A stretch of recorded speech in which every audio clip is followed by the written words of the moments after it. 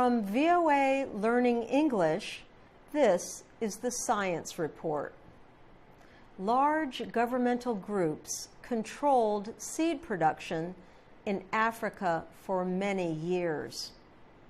Owners of small farms had to buy their seeds from these agencies.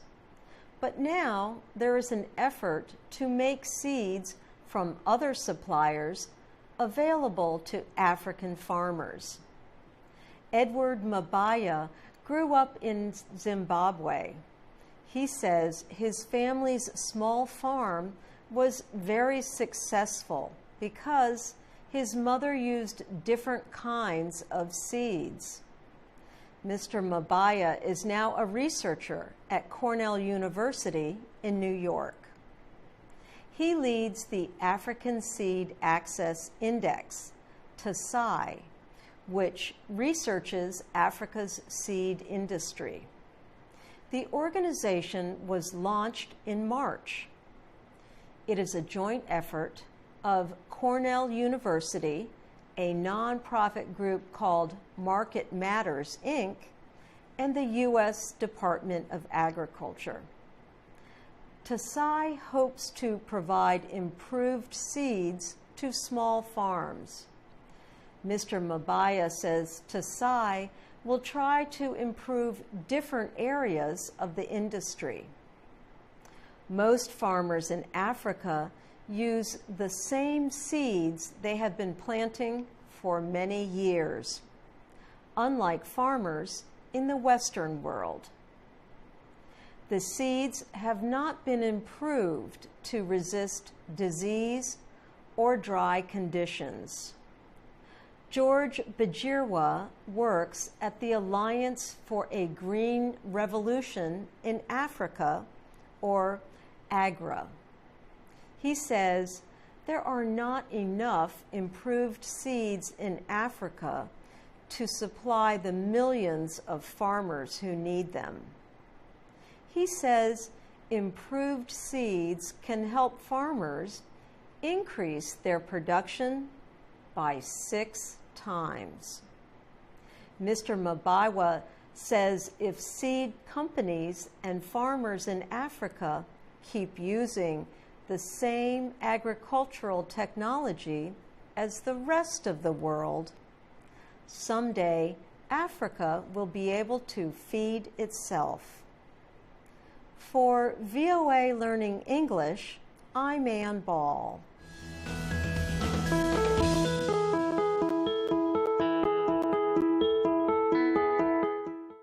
From VOA Learning English, this is the Science Report.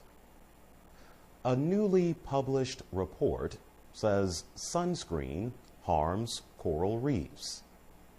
Corals are animals that live in the oceans and seas. Sometimes they are called the rainforest of the sea. They create some of the most diverse ecosystems on the planet. Their great spread of colorful rock-like structures form exoskeletons in the water. The exoskeletons become homes to other very tiny ocean animals. But pollution, warming seas, overfishing, and sunscreen are destroying corals. John Fouth is a biology professor at the University of Central Florida. He is also a scuba diver. Fouth says the chemical in sunscreen called oxybenzone is harmful to corals. The chemical blocks the sun's ultraviolet light, the substance that causes sunburn. Fouth and his team did toxicology studies on oxybenzone. He says they showed that the chemical causes the exoskeleton to turn white. He says it also damages the adult coral's DNA. And he says that genetic damage hurts the development of very young coral. John Fouth says oxybenzone affects more than the coral alone. He says it also hurts all the creatures that depend on the reef for homes and food. The scientist suggests that people use sunscreen without oxybenzone. He says people can also protect their skin by wearing wetsuits or other clothing in the water. The scientist says that would help protect individual corals, the reefs they form, and the animals that make their homes there. For VOA Learning English, I'm Jonathan Evans.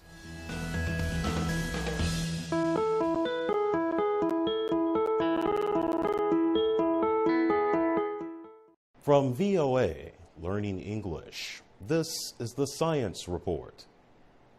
Israel knows how to deal with drought, the lack of water. The small country has experienced dry weather conditions and water shortages for many years. California is in the 4th year of a drought.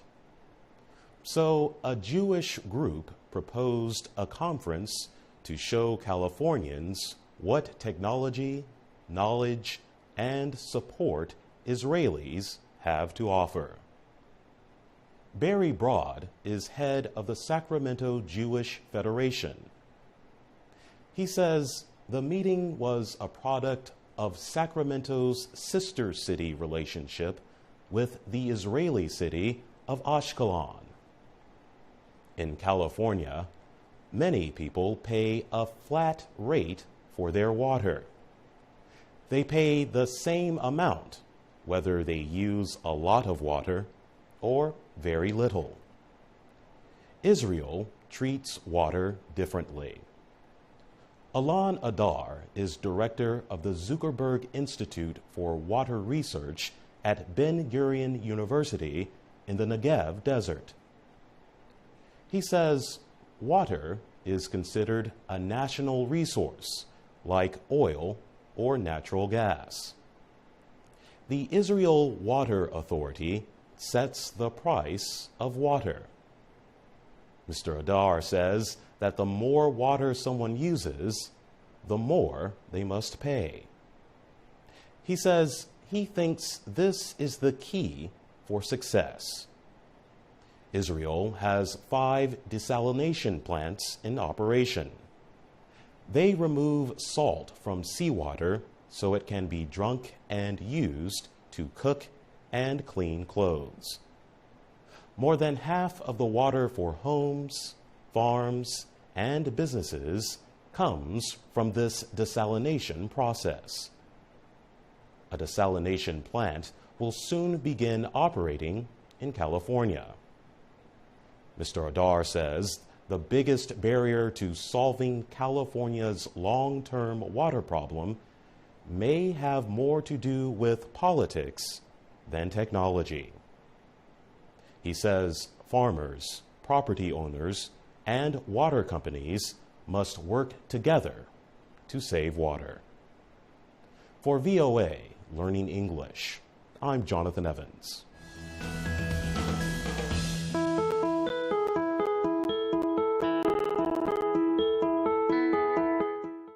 From VOA Learning English, this is the Science Report. The poaching or illegal killing of rhinos in South Africa is growing worse each year. The government recently reported that a record number of rhinos were poached in 2014. The killings continue, even though the government has increased efforts to try to stop poachers.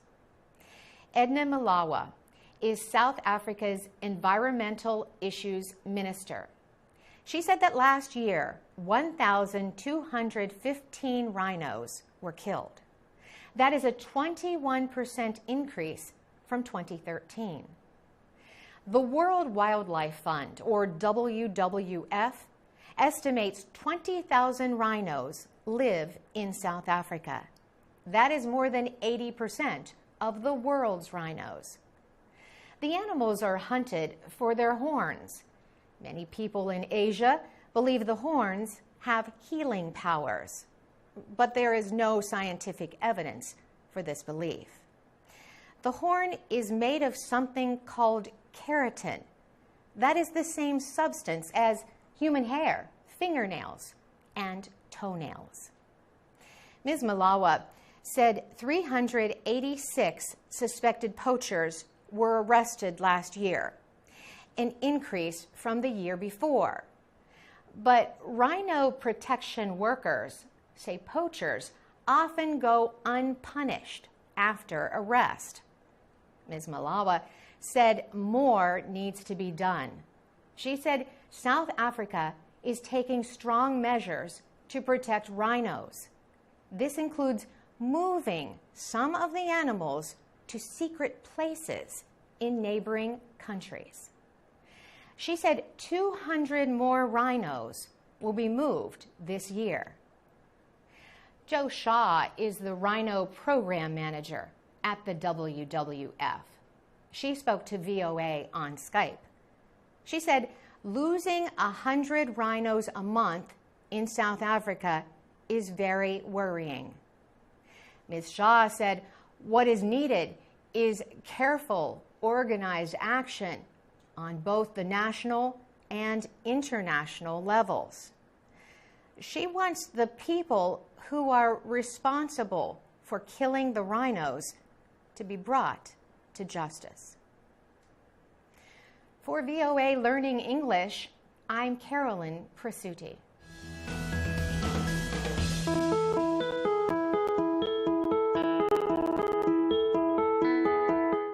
From VOA Learning English, this is the Science Report. 5 years ago, oil leaked from an underwater well and into the Gulf of Mexico for 87 days. The well was operated by the energy company BP.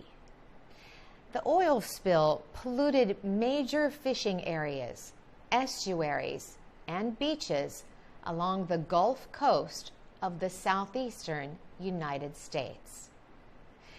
BP was judged responsible and recently agreed to pay $18.7 billion to coastal states. That money can help pay for environmental and economic restoration efforts. Traditionally, about 70% of the shrimp Americans eat comes from the area. Large parts of the Gulf were closed to fishing after the oil spill. Coastal fishing areas are now open.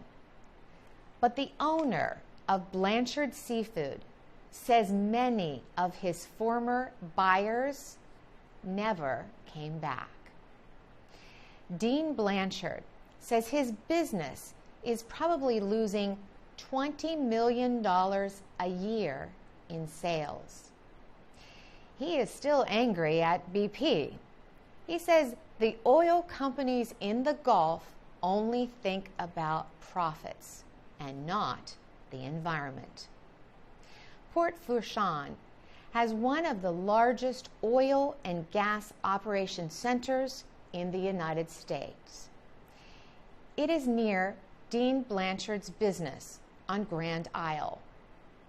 Kyle Graham heads Louisiana's Coastal Protection and Restoration Authority.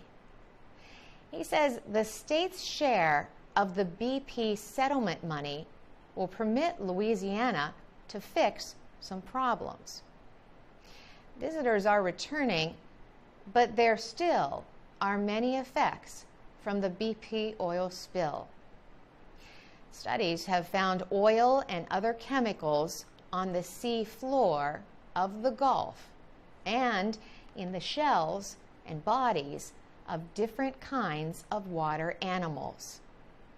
Kyle Graham says a full recovery will require more work.